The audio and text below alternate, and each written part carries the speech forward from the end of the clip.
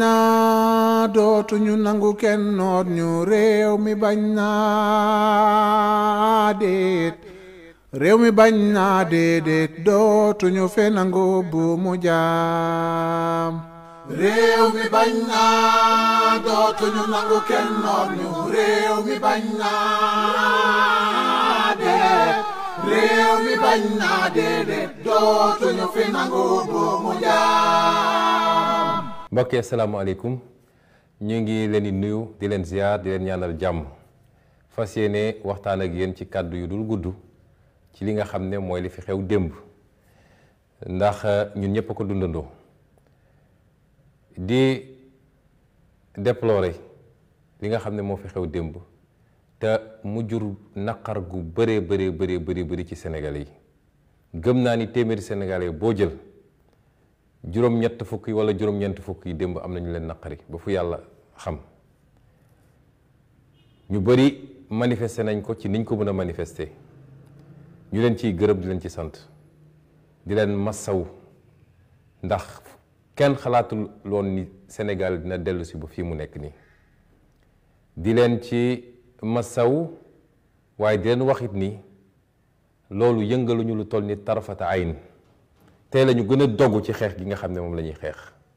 tey la ñu gën a dogu ci yegg fi ñu war a yegg ngir njëriñu Sénégal yëngaluñu lu toll ni tarfataayin waaye jaaxaluñu tiitruñu ndax ku ànd ak dëgg doo jaaxle doo tiit ku ànd ak dëgg boo deltoo gannaaw war nga xoolaat sa bopp waaye surtout ku ànd ak askan wi ak li nga jàkkaarloog nu mu munta toll ak lu ñu la mën a won ci màndarga yi doole warul fees sa bët te ñu ngi sant yàlla bi ñu ànd ak yéen waa askan wi ba tax ñu ne leen li fi xew démb dafa mottali rek li ma waxoon barki démb ci sama kàddu mooy ay sàmbamboo yu daje daal di mbubboo justice ak atte pour wëyal dogalu Macky Sall wala ndigalu Macky Sall muy lenn Ousmane Sonko mi nga xam ne jaaxal na ma bu fi jaaxal yem tiital na ma bu fi tiit yem te xam naa ni bu ñu jàmmarloo ci élection ku nekk yor sa xob war a sànni mënuma am fu ma jaar ba duma donte moom sax amul droit ci élection ba waaye bu dee moom moo xalaat loolu mu gën koo bir ni ku mu teg ci ay ndongoom bu ñu demee élection amul benn chance suñu kanam mu nekkoon foofu kooku faw rek ma pexeel ko lii ngeen di gis yépp te yéen a ko gën a xam lii rek moo ko waral wax naa leen nag ni problème bi gën a rëy ci Sénégal mooy problème mu justice su ñu nee justice nag maasaale wuñu ñëpp waaye ay magistrat la yoo xam ne matuñu 10 waaye saa su nekk rek am ñu ci yokk liste bi ngeen yoroon yokk leen ci bis ni ki démb ñett ñi nga xam ne ñoo àtte démb boo gisee nag mbir mi di dem nii boo gisee mu mel nii dafa am lu ci Macky Sall di jublu li xew démb ñaar la ci Macky Sall doon jublu ba ca njëkk mooy dalal xelu magistrat yooyu ne mën ngeen def lu ma leen sant te dara du leen ci fekk ndax yor naa réew mi yor naa alkaati yu doy yor naa ay policiers yu doy kenn du leen laal ma gëm lu ma wax ñooñu ni Macky Sall ma ngi leen di nax ndax ñun li ñuy xeex du ci benn fan du ci benn weer waaye li ma wax keroog dinaa ko waxat képp koo xam ne jóg nga ci lu dul dëgg jublu ci rek lor ñu ilaa yow mi diin fu ñu la mën a delloo li ñu def dinañ la ko delloo bu soobee yàlla mooy tey moo xam tey la wala suba wala gannaaw ëllëg rax ci dolli dalal xel magistrat yi wala yenn magistrat bokk dem ba mbir mi ñu def ko seen mbiru bopp xam nga koy àtte da nga war a àtte ak mbir mi nu même suñ la critiqué nga war a àtte nit da nga war a jël auteur àtte ko wax rek li nga xam ne moom la yoon wax waaye comme dama faral di leen critiquer te ñeme ko ndax ay nit dong lañu du ñu malaaka du ñuy yonent ay nit kese lañu barki démboog démb ñu nekkoon fii ci université ak école yi di dox dugg ENAM génn ñu jox leen robb ñu sol ñenn ci ñoom foog nit egg nañu maqaama boo xam ne kenn waratu leen wax suñu juumee ne da ngeen juum bu ñu dëngee ñu ne leen da ngeen dëng te yàlla xam ne ni ñii may wax ni dañoo dëng loolu ñu leen di critiquer nag métti na ci ñoom ba ñu jàpp ni dañoo war a fayonteeg Ousmane Sonko jàpp ni loolu day tax ba keneen ci sénégalais dootul ñeme critiquer justice ak magistrat may leen bu ngeen xamoon ki ngeen ko séqal di ngeen xam ni man loolu du dara ci man. ñaareel bi ci Macky Sall jublu nag mooy càmbar ñun suñu ndëgërlaay ci xeex suñu ndëgërlaay ci jàkkaarloog moom. ma dellu wax leen ni li ma waxoon 2021 laay waxaat tey ndax lépp lu fi xewoon 2021 xewaat na fi wala sax lu ko gën a garaaw situation bi ñu toll la xewoon 2021 muy jóg bëgg a pexeel benn nit ci ay complot ki tappale ba yow askan wi nga jóg ne du fi amee tey ñu ngi ci situation bu ni mel amul dara lu ci soppiku waaye am na sax lu ci yokku ndax su dee 2021 benn tappale nga doon toppee Ousmane Sonko tey yaa ngi koy toppee lu mat ñett wala ñeenti tappale su doon 2021 coowal mandat amuloon tey coowal mandat am na kon tey réew mi toll na foo xam ne ku mu tiitalul ci Sénégal dara dootul tiital mu jàpp nag ni ci tolluwaay boobu ñu toll fokk rek mu daal di càmbar ñun suñu dëgërlaay ci xeex bi moo tax ma ne leen li ma waxoon 2021 dama koy wax lu ëpp loolu dama ne woon woo naa ñëpp pour résistance pour bañ ndax bañ mooy li nga xam ne mooy mandarga bi gën a suufe ci mandarga nit boo xam ne am na dignité nit koo xam ne bañ na lu dul dëgg nit koo xam ne mënul d'accord ak lépp loo xam ne mbirum tappale la bu nit demee ba sañatul bañ dara desu fi loolu mooy résistance ni ma ko waxoon ci bam bi laa koy waxaat tey jii ci bu gën a tàng sax mooy woo Sénégal yëpp ñu jóg taxaw jàmmarloo ak jàkkaarloo ak Macky Sall bu mu yaakaar ne nag xeexu benn fan la wala ñaar wala juróom parce que jamono ju nekk ak nooy xeexee xeexu mars 2021 ak xeexu diggante mai ba décembre 2023 bokkuñu ñaari xeex yu wute la waaye olof dafa ne sàcc sabar sàcc ndënd yomb na waaye foo koy tëggee mooy jafe nee nañu Ousmane Sonko du bokk ci élection bi aywa nañu dem waaye fan lañ koy yàkkee dinañ gis fu mu jëm ci Sénégal bi moo tax nag ma woo ñëpp militant militante sympathisant sympathisante waaye képp kuy sénégalais te am looy bañ ndax ñun dañoo juddu ci dignité Sénégal dañoo juddu ci dignité dañoo juddu ci liberté fekk fi démocratie boo xam ne suñuy maama ko fi bàyyi woon loolu yépp tey ñu bëgg ñu koo xañ def ñu jaam ci biir réew mi képp koo xam ne xam nga ni lii di ràmp fi muy jëm mooy nooteel goo xam ne suñuy sëtaat sax nañ leen noot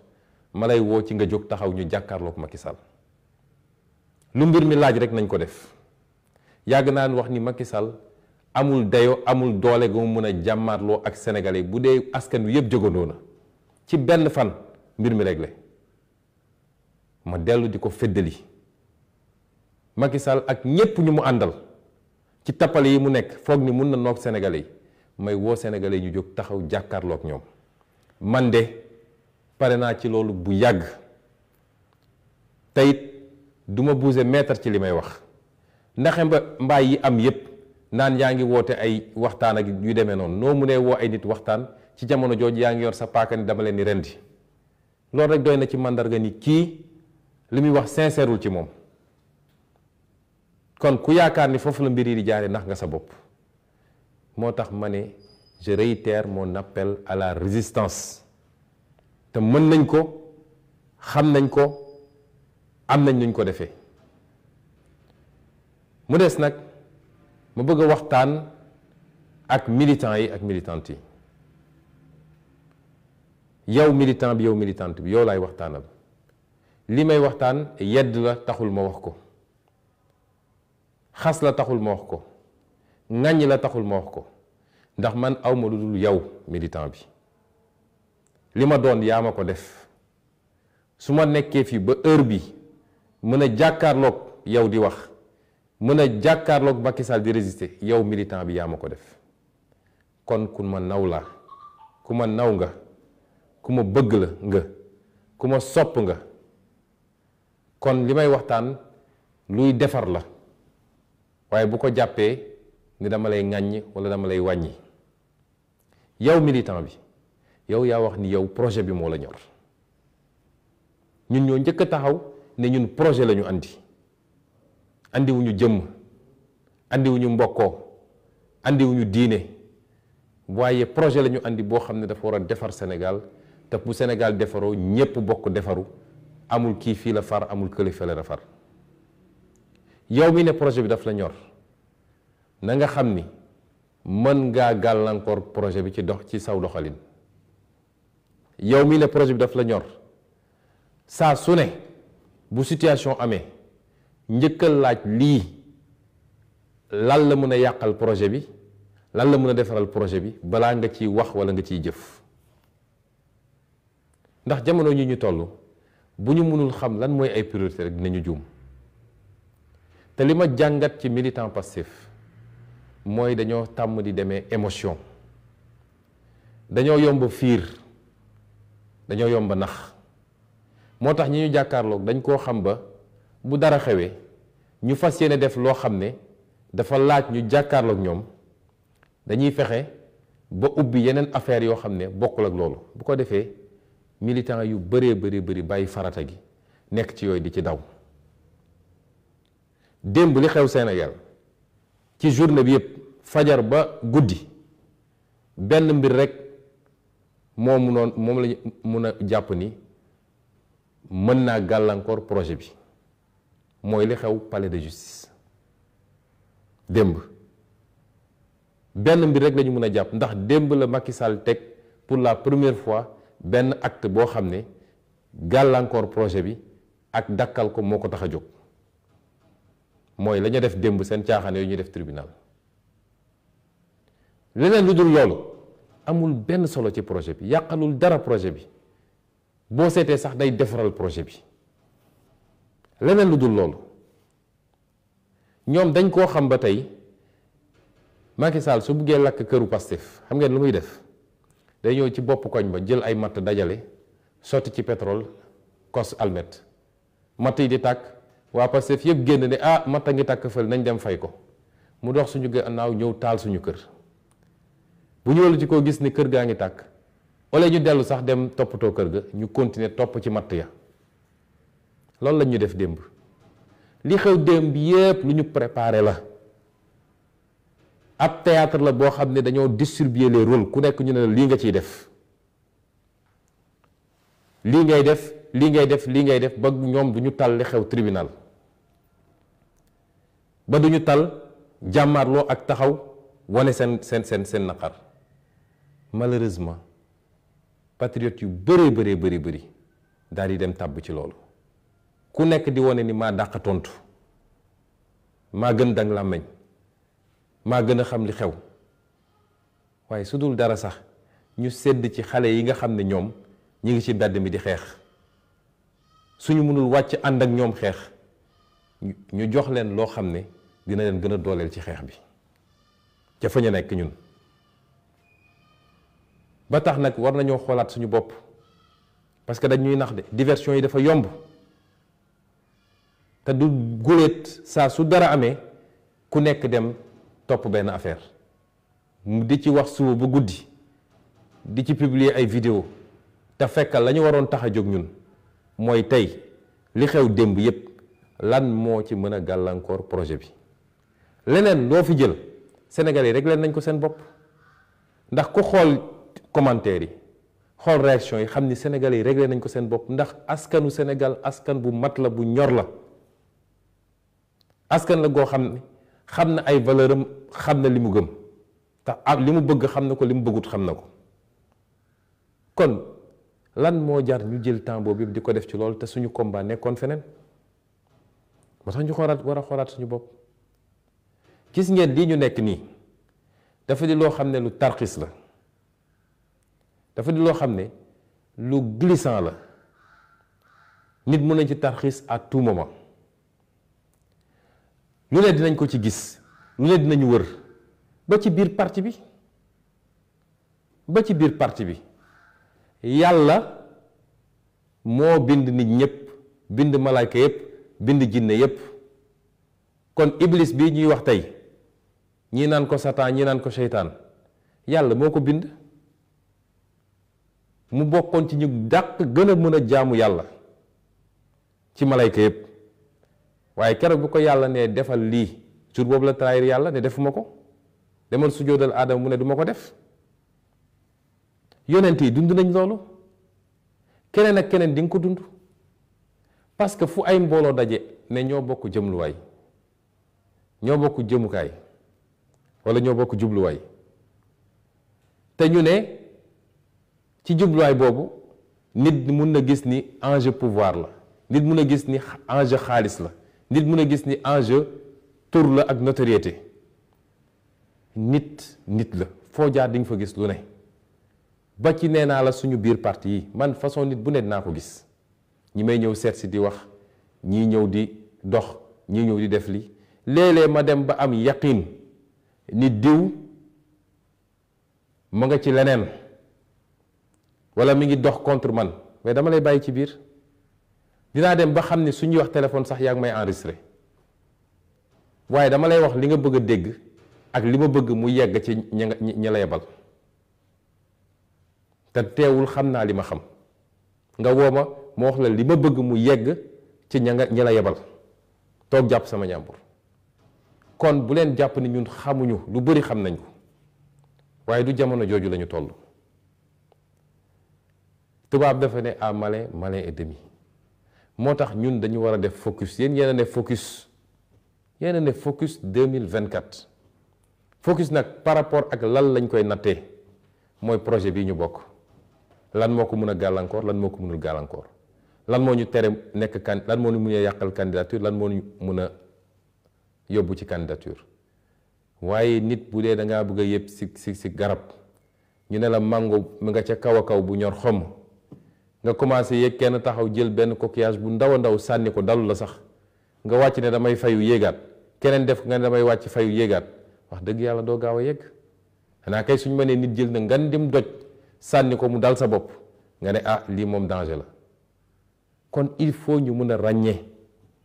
lu ko may rek on va passer à côté surtout nag ci réseaux sociaux yi alhamdulilah macha allah yàlla may nañu ci doole goo xam ne gëw ma ni keneen am na ko mais nañu xool nuñ koy utiliser jàmbaar ngeen lool kenn mënul am seen fay dëggu ngeen loolu gëm ngeen projet bi waaye léeg-léeg nañuy jiital réflexion ak stratégie ci li ñuy def mënu ma leen woon ma bañ a wax lii waaye ma wax leen ni tey laa gën a nekk candidat tey jii laa gën a nekk candidat tey jii laa gën a wax ni gannaaw yàlla mi nga xam ne mooy borom kun fa yakun koy dund ci àdduna gi di noyyi ngelaw gi ñuy noddi yàpp ni mun nga maa nekk tere nekk candidat gisaguma ko réew mi nag fi ñu jëm xam nañ ko bu dee rek lay xeex bi mooy fexe ba réew mi doot rendre ko ingouvernable xam ngeen ni am nañu mooy am nañ pas-pas bi te mën nañ ko kon ma leen gën a soññ dañu gën a defaruwaat gis naa ñenn ñi seen bët xonq na démb gis naa ñenn ñi mel nañ ni ñu am choc loolu dafay seen normal ay nit kese lañu waaye sama rôle mooy ma wax leen ni loolu amu fi place fi mu toll nii jóg leen siggi jóg leen takku jóg leen laxasaayu parce que ki ñu ko seqal moo leen gën a sonn fuuf fu ngeen sonn benn sonn na fukk waaye bataille psychologique lay mëne ak yéen kon fi mu ne nii ça va se gagner au mental te loolu laa bëgg ci yéen na mental bi gën a dëgër bu leen dara xoqatal bu leen dara yëngal man de dara mënumaa yëngal man mi Ousmane Sonko dara mënumaa wàññi te dara mënul andi njàqare ci man ba ma am dut sax ci li may def te loolu laa bëgg ci suñu ànd maag yéen patriote loolu lay gëm naam ci suñu génération bii la ñu commencé gis ay sénégalais yoo xam ne projet dina leen ko jaral ba mu egg fii sénégalais projet yàgg na koo jaral waaye ba mu egg fii ñun indépendance xeexuñu ko dañ ñu koo jox traite négrière xeexuñu ba mu jóge fi dañoo xëy ñu ne jóge na fi ak leneen li ñu gënoon ràññee mooy loo wax ñu ne la jàmm dal tey ba kenn du xeex àqam ak yellefam ci suñu génération bii la commencé ngallaawaay nañu fexe ba loolu ñuy subir ci ay sacrifice na doon loo xam ne mooy soppi Sénégal ba faw te gën saa gudd juróom-ñetti weer moo ci des kon nañu gën a takk ndigg yi may daaneel nag ci woote gi mooy xam ngeen ni F24 day def manifestation le 12 mai bii defe naa mooy ajjuma ñu koy defee fële place de l'Obélisque F24 dafa di kuréel goo xam ne dafa dajale mbooleem seen acteurs yi mbooleem seen ñuy yëngatu ñii parti politique lañu ñii mouvement citoyen lañu ñii société civile lañu ñii ay syndicat lañu ñii ay personnalité lañu ñooñu ñëpp nag li leen boole mooy dem ba xam ni Sénégal mi ngi en danger ñu ne kenn ku nekk ci ñun su toogee fi mu toog di seetaan bés buy egg fu ëpp loxo fii la ñuy toog naan suñu xamoon su du woon loolu du ñu daje noonu ñu dajale woon 2011 ci même format bi noonu la ñu dajewaat waaye ci lu ëpp doole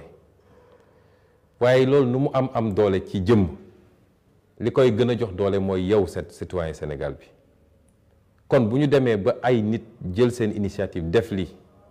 pour que lii di raam nga xam ne ci bu mu jaam la ñuy yóbbu lii di raam nga xam ne dakkal suñu démocratie suñuy liberté la jëm ñu xeex ko mu jóge fii suñ leen woowee ci ay manifestation ñaan nañ leen ngeen génn massivement te dañoo bëgg le 12 mu doon benn manifestation boo xam ne bi Sénégal di Sénégal ba léegi kenn mësul gis bu ni mel wax nañu suñu manifestation bu ñun parti bu Kër Massar ñu di waaye ñu ne manifestation Yewwi Askan bu Parcelles Assainies moo ko gënoon a sax yaatu bii dañoo bëgg soo boolee ñaar yooyu sax mu ëpp leen loolu nag yaa ñu ko mën a may yow citoyen bi ñu leen di woo yéen ñëpp ñi nekk ci région yi sax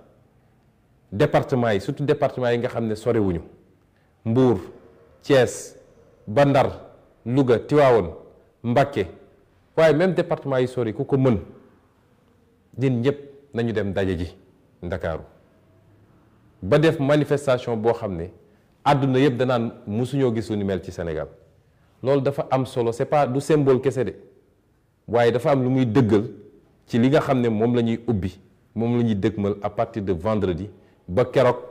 Macky Sall di ñu abal kon bu ci kenn tàyyi te bu ngeen fa ñëw it lu ma leen di ñaan la surtout yow ndawu Pastef bu ngeen fa ñëwee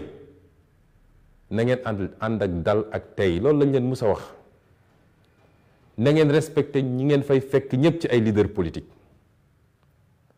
ndax ña fa nekk ñun ñi ñëpp mën nañu am suñuy woro mun nañu am suñuy divergence mun nañu am yoo xam ne bokkuñ ci gis-gis mun nañu am sax suñuy ñoll wala suñuy ñagas-ñagas démb ak barki démb waaye tey ñun ñooñu ñëpp dañoo ànd daje ne benn adversaire la ñu am te mooy adversaire u Sénégal muy Macky Sall kon ku fa dem def fa noo foorul def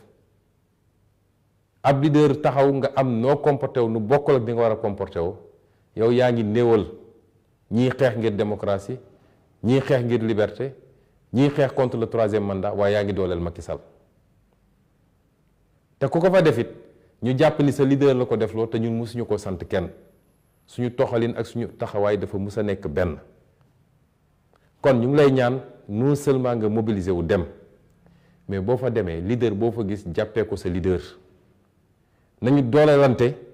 pour mun a jàmmarloo ak Macky Sall parce que taarixu Sénégal histoire du Sénégal li mu wone mooy à chaque fois ñu dem ba am alternance dafa fekk ñi waroon daje ñépp ci parti politique société civile syndicat pour ne lii fi xew du yoon daje nañu jàppante joxante loxo waaye kenn mënul beru ne man rek dinaa ko régler kon lii laa bëggoon waxtaan ak yéen di gërëm leader yépp nag su ma limee rek juum ñii woote nañu ñii bind nañu message ñii def nañu seen déclaration leader yépp buy politique buy syndicat buy société civile yéen ñëpp maa ngi leen di boole ci ngërëm gi nga xam ne maa ngi leen koy gërëm ci seen solidarité ak seen taxawaay ñu ngi leen di gërëm bu baax asalaamualeykum wa rahmatullah wa barakatu. réew mi bañ naa dootuñu nangu kenn noot ñu réew mi bañ naa déet. Chers concitoyens, amis étrangers, bonsoir. Nous nous trouvons pour la deuxième fois en à peine 48 heures pour examiner ensemble l'actualité dont la plus récente est celle de la journée d'hier. Je voudrais d'abord vous remercier tous ceux qui ont pu réagir pour nous manifester et nous témoigner leur solidarité. Je n'ai pas pu répondre parce que vous imaginez bien que c'est des centaines et des centaines de messages d'ici, de la diaspora et de l'étranger. Nous vous en remercions et vous rassurons que nous sommes plus que jamais déterminés à aller jusqu'au bout de ce combat. Nous sommes plus que déterminés à en finir avec le régime de Macky Sall. En profiter pour vous rassurer qu'aujourd'hui, plus que jamais, Ousmane Sonko est candidat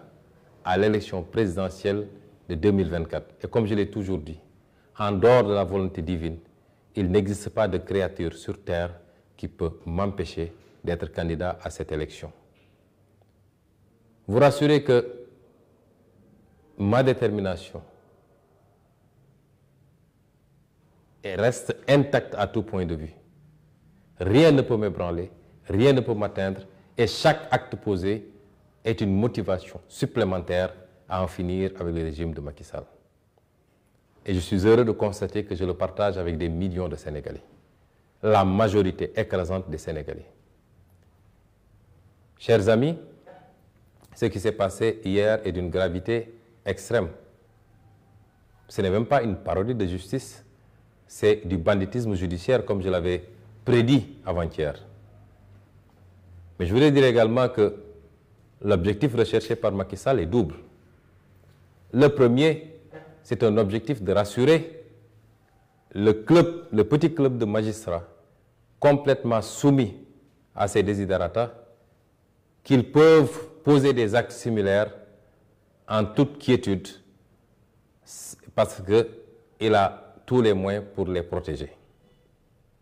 Je voudrais dire à ces magistrats que nous menons un combat dans la patience et dans l'endurance.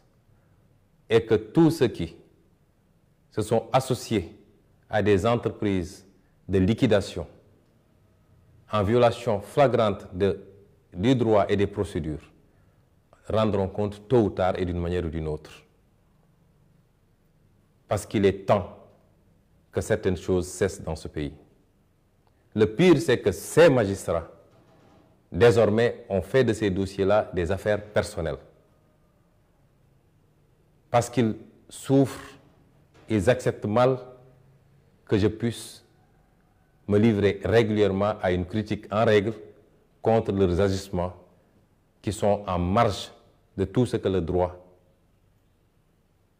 autorise.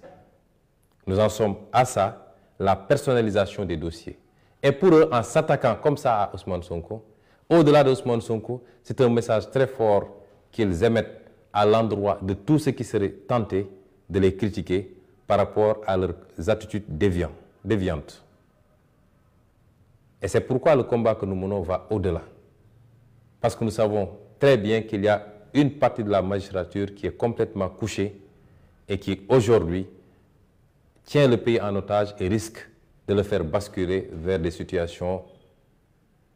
déplorables. Je veux dire à ces magistrats que vos intimidations ne passeront pas.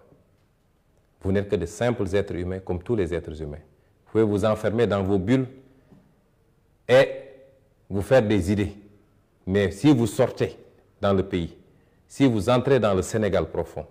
si vous allez là où les Sénégalais se réunissent, vous comprendrez l'idée que les Sénégalais se font de vous. Et qui n'est que mépris, dédain et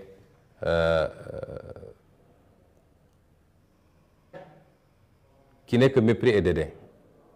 Et c'est pourquoi le deuxième objectif recherché par Macky Sall également était de tester notre capacité à faire face. Je voulais dire à Macky Sall que la lutte que nous menons, parce que chaque lutte a dans son contexte et avec ses réalités, nous menons une lutte qui commence maintenant, qui a commencé depuis 2021, qui va avoir différentes péripéties, mais qui à terme consacrera inéluctablement notre victoire éclatante. Cette lutte, comme vous le voulez, puisque vous testez notre résilience, doit se faire de manière réactive, de manière proactive, mais également dans la durée. Et c'est pourquoi je dis aux militants, aux militantes, aux sympathisants, aux sympathisantes, à tous les citoyens sénégalais, que je réitère mon appel à la résistance, celui que j'avais émis en 2021, lorsque ces complots ignobles ont commencé. Je le réitère d'autant plus que le contexte est beaucoup plus grave que celui de 2021. Parce qu'en 2021, il n'y avait qu'un complot, aujourd'hui il y en a 4 ou 5. En 2021, il n'y avait pas de débat sur une probable troisième candidature. Mais en 2021, l'ensemble du peuple sénégalais, des forces vives de la nation, n'avait pas encore senti la gravité de la situation au point de se retrouver dans des cadres aussi vastes et aussi hétéroclites que le F-24 pour faire face à Macky Sall et à sa dictature. La dictature de Macky Sall ne fait plus l'ombre d'un doute. La communauté internationale le sait maintenant, puisqu'elle observe. Et ses rapports en attestent. Ces centaines d'arrestations arbitraires sur des bases strictement politiciennes en sont une preuve éclatante également. Et c'est contre tout ça qu'il faut faire face. Et c'est pourquoi j'en appelle encore au peuple sénégalais. Dans l'histoire de l'humanité, aucun potentat n'a pu faire face à son peuple lorsque ce peuple s'est levé massivement pour dire non. Aucun potentat n'a les moyens militaires ou autres pour faire face à un peuple debout. J'appelle ce peuple à rester debout et à sortir massivement faire face à Macky Sall. Sinon, nous aurons tous à le regretter et nos enfants auront à le regretter. Je veux dire à ce peuple-là qu'aujourd'hui, plus que jamais, et beaucoup plus qu'en 2021, il urge que chacun et chacune d'entre nous prenne ses responsabilités par rapport à la situation du pays. Certes, nous n'avons pas une très grande tradition de résistance dans notre pays. C'est avec nos générations que ça a atteint un certain niveau. Il y a toujours eu des gens qui se sont levés pour se battre, mai 1968 et beaucoup d'autres événements. Mais aujourd'hui, il nous faut passer à la vitesse supérieure. N'écoutez pas les Cassandres qui, pour gérer leur prébande, et parce qu'ils bénéficient du système souvent, vous disent de ne pas sortir ou essaient de vous apeurer. N'écoutez pas Macky Sall et ses généraux de la gendarmerie et de la police qui essaient de vous faire croire qu'ils ont les moyens d'écraser toute révolte et toute révolution. C'est totalement faux. Tout dépendra de notre détermination, de notre volonté et surtout de notre capacité à mobiliser tout le monde pour faire face. Et c'est à cela que je vous appelle. Je veux dire également aux militants, aux militantes de PASTEF de savoir raison garder. Je ne le dis pas pour vous critiquer, loin de moi.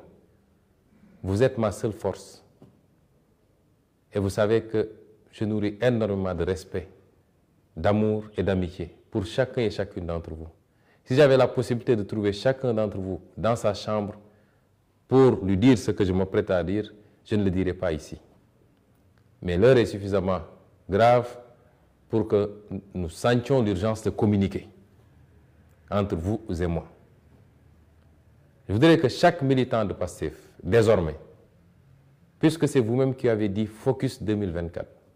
c'est vous-même qui avez dit que vous êtes engagé pour un projet et non pas pour un homme. Je voudrais que désormais, avant d'agir ou de poser un acte, que chacun d'entre vous se pose la question très simple. Quel que soit l'événement qui survient, quelles que soient les actions, les activités, quelles que soient les paroles que vous entendez, posez-vous une question très simple. En quoi est-ce que ça préjudicie au projet ou pas? En quoi ça présente un risque pour le projet ou pas? Et à partir de ce moment, vous pourrez définir ce qui relève du principal et ce qui relève de l'accessoire, ce qui relève de l'essentiel et ce qui relève du périphérique. Il est important que nous ayons ces réflexes. Parce que les militants de PASTEF, quelquefois, pêchent par passion, mais peut-être par inexpérience politique également. Et nos vis-à-vis le savent si bien qu'à chaque fois qu'ils préparent un coup contre nous, leur laboratoire élabore un plan beaucoup plus vaste avec des contre-feux et de fausses pistes. Et malheureusement, beaucoup de nos militants s'engouffrent dans ces pièges au détriment de l'essentiel. Chers militants, militantes, sympathisants, qu'est-ce qui s'est passé hier? De tous les événements survenus hier, lequel avait un rapport direct avec le projet et lequel peut constituer un risque ou une menace pour le projet? Il n'y en avait qu'un seul. C'est ce qui s'est passé au palais de justice. Parce que pour la première fois, Macky Sall, aidé par ses juges, a posé un acte, une avant-première en tout cas, par rapport à son obsession de liquider Ousmane Sonko et de l'écarter de l'élection présidentielle de 2024. Pour la première fois. Donc le seul événement hier, la seule activité qui peut avoir un rapport direct avec le projet, c'était ce qui se passait au palais de justice. Mais bien entendu, une mise en scène avait été savamment préparée avec des contre-feux et beaucoup de nos militants ont laissé la proie pour l'ombre et se sont livrés à une concurrence sur Internet, sur les réseaux sociaux, sur toutes les applications, une concurrence à qui, mieux que l'autre, pouvait répondre à telle sortie ou à telle intervention. Et au détriment de l'essentiel, malheureusement. Finalement, même cette activité, même cet événement est passé presque inaperçu par rapport à l'essentiel. Ne serait-ce que pour ces milliers de jeunes qui sortent se battre dans la rue, nous ne pouvons pas continuer à nous laisser divertir, à défaut de sortir, être à leur côté pour se battre. Mais si on doit communiquer, communiquons dans le sens de les renforcer dans la bataille. Hier, ce n'était pas un jour pour faire du juridisme, pour débattre sur ce qui est ou ce qui n'est pas juridiquement, pour débattre sur les procédures, elles sont bonnes ou elles ne sont pas bonnes. Hier, ce n'était pas un jour pour s'empresser de décréter ou l'éligibilité ou l'inéligibilité, puisqu'un débat était déjà ouvert au niveau des sachants. Hier, il fallait juste s'organiser, mobiliser les troupes, les motiver. Et malheureusement, on est passé à côté parce qu'on a passé beaucoup plus de temps à débattre sur des polémiques stériles qui ne nous apportent absolument rien puisque le peuple sénégalais a déjà tranché. Il suffit de voir, d'écouter les micro-trottoirs, de voir les commentaires, de voir tout ce qui s'est passé pour savoir que le peuple sénégalais a tranché ces débats. Parce que le peuple sénégalais est d'une maturité que nous-mêmes, acteurs politiques, souvent, nous n'avons pas encore totalement cerné. Le peuple sénégalais connaît ses valeurs. Le peuple sénégalais sait écouter, entendre et comprendre. Alors, pourquoi perdre tout ce temps dans ces débats sérieux? Et il est bon qu'à partir de maintenant, j'en conjure à chacun et chacune d'entre vous, chers militants, militantes, que nous nous focalisions sur l'essentiel, que nous évitions de nous laisser distraire, que nous évitions d'y aller par passion simplement, parce qu'on a parlé du président Sonko, tout le monde rit sur les brancards. Ça n'apporte rien au projet, et nous sommes en train de passer à côté des vrais combats. Faisons focus sur l'essentiel et sachons distinguer les vraies menaces qui pèsent sur le projet. Dans l'activité politique que nous menons tous, comprenez que de ma position et au niveau où je me situe, j'en vois de toutes les couleurs tous les jours. Nous sommes dans une activité extrêmement glissante, puisque l'appât du pouvoir, du gain, de la notoriété révèle toutes les formes de cupidité et de précipitation, y compris au sein de nos partis politiques, y compris dans notre propre formation politique. Mais les prophètes ont vécu cela.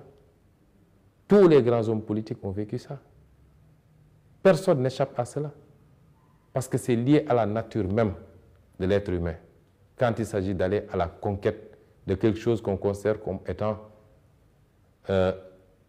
comme devant produire des gains, de quelque sorte que ce soit. Et c'est pourquoi aujourd'hui, nous nous retrouvons dans des situations que vous voyez. Je peux vous assurer qu'il y a énormément de personnes qui tournent autour de moi, dans le parti politique, en dehors du parti politique. Je peux avoir énormément d'informations. Je peux savoir que telle personne est à côté de moi, mais joue à un autre jeu. Mais comme je dis à malin, malin et demi. Et je laisse faire. Il m'est arrivé même de savoir qu'en discutant avec quelqu'un au téléphone, soit il était assis avec quelqu'un et avait mis un haut-parleur, ou était en train d'enregistrer notre conversation. Et je faisais comme si je ne savais pas. Et je lui dirais ce que je voulais qu'il entende et qu'il fasse entendre à ses commanditaires. Et ça me permet en retour d'avoir les informations que je veux. Comprenez donc que nous ne sommes pas des naïfs, nous savons ce qui se passe. Recentrez-vous vers l'essentiel et évitez les polémiques stériles. Le peuple sénégalais s'en charge lui-même. Et c'est pourquoi je voudrais que dans cet invite à se recentrer sur l'essentiel, je voudrais vous demander de répondre massivement à l'appel du F24 pour la manifestation qui doit se tenir le vendredi 12 mai à la place de l'Obélisque à partir de 15 h. Nous voudrons que cette manifestation soit unique dans les annales politiques du Sénégal. Nous voudrions avoir un rassemblement humain jamais vu de mémoire de Sénégalais. Ceci est extrêmement important parce que nous en sommes à cette phase. Ce n'est pas seulement symbolique, mais c'est un moyen d'acter un nouveau départ par rapport à la lutte que nous portons tous ensemble pour le départ de Macky Sall. Le F24 est un bon cadre pour le porter, puisqu'il réunit en dehors des acteurs politiques, des mouvements citoyens, des acteurs de la société civile, des syndicats, des personnalités indépendantes, tous réunis autour de l'essentiel, c'est-à-dire comment sauver ce Sénégal, comment sauver sa démocratie, comment sauver les libertés, comment faire respecter la Constitution par rapport à une troisième candidature illégale. C'est pourquoi il est important, quand les acteurs acceptent, malgré nos divergences, de se donner la main, il est important que le peuple fasse bloc derrière ces acteurs-là pour qu'on atteigne le résultat voulu. Et c'est pourquoi je demanderai également à tous les militants, de PASTEF singulièrement, d'y aller avec discipline, massivement, mais avec discipline, de respecter tous les leaders qu'ils trouveront là-bas, de respecter également leurs militants, leurs sympathisants. Quelles que soient les divergences qu'on peut avoir, aujourd'hui, nous tous réunis, nous n'avons qu'un seul adversaire, c'est Macky Sall et son régime. Et à chaque fois qu'on s'attaque à d'autres leaders, à chaque fois qu'on a des comportements malsains par rapport à d'autres leaders, on affaiblit l'opposition de manière générale et on renforce Macky Sall et son pouvoir. Et à chaque fois qu'on le fait, on ternit également l'image de son propre parti et de son leader, parce qu'on nous impute souvent certaines choses alors que nous n'en sommes absolument pas responsables. Je voudrais donc demander à tous nos militants, que je remercie une fois de plus, que j'encourage, parce que nous avons des militants formidables dans PASTEF. Nous n'avons pas de militants. Nous sommes des frères et des sœurs, engagés pour un projet salutaire pour le Sénégal. Vous réitérez tout l'amour et toute l'admiration que je porte en vous.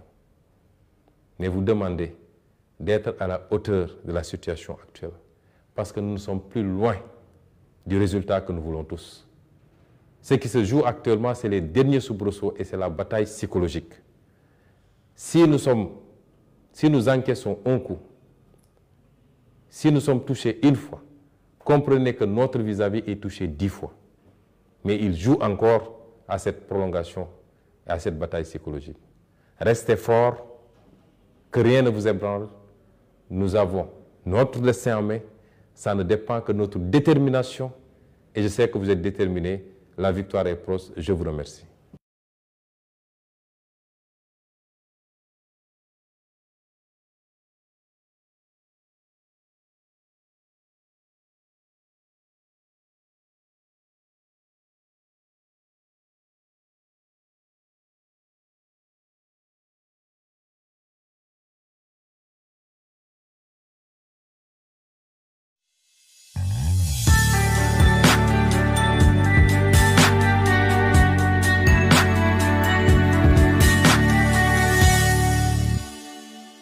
fekkee yaa ngi soog a seetaan suñ ay vidéo